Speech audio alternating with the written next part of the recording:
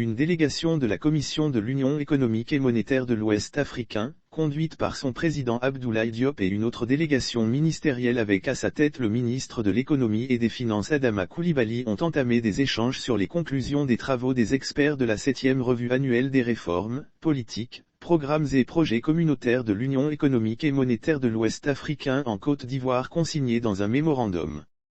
Réunis ce jeudi 3 février 2022, au ministère de l'Économie et des Finances, au 20e étage de l'immeuble Siam au Plateau, la Commission de l'Union économique et monétaire de l'Ouest africain et le gouvernement ivoirien passent en revue les résultats de l'évaluation de la mise en œuvre effective de ces réformes. Selon M. Abdoulaye Diop, cette revue qui est à sa 7e édition, constitue un vecteur essentiel pour l'approfondissement du processus d'intégration économique dans notre espace.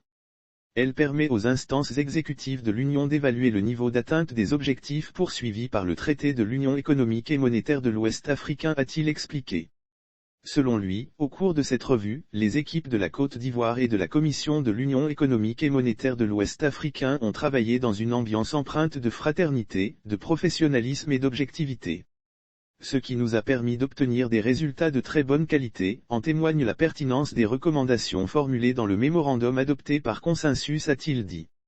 À en croire le président de la Commission, à l'issue de l'évaluation, il ressort qu'en 2021, la Côte d'Ivoire a consolidé sa très bonne performance avec un taux de mise en œuvre des réformes de 82,6% contre 82,1% en 2020, soit une progression de 0,5 points de pourcentage, malgré une année 2021 rythmée par la pandémie du Covid-19. Pour sa part, le ministre en charge de l'économie, Adama Coulibaly, a rappelé qu'à l'issue de la 6e édition de la revue annuelle, l'Union a enregistré une grande performance en matière de mise en œuvre d'actes communautaires.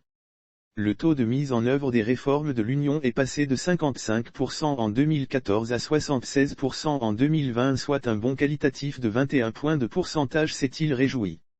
Cependant, au dire du ministre Adama Coulibaly, ce résultat montre que la Côte d'Ivoire a encore un gap de 24% de réformes non mises en œuvre.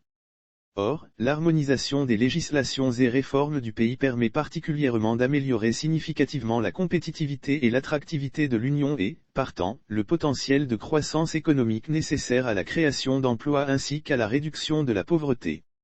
C'est pourquoi il a réitéré sa disponibilité, celle de ses collègues et de l'ensemble des acteurs nationaux à l'examen bienveillant du mémorandum de la revue technique 2021 des réformes en vue de la validation des recommandations adressées au gouvernement. À l'issue de la rencontre, le président de la Commission de l'Union économique et monétaire de l'Ouest africain et le ministre de l'Économie et des Finances rendront compte au Premier ministre ivoirien, Patrick Hachi, cet après-midi en vue de recueillir ses orientations sur la conduite du processus d'intégration sous-régionale au cours d'une audience à la primature.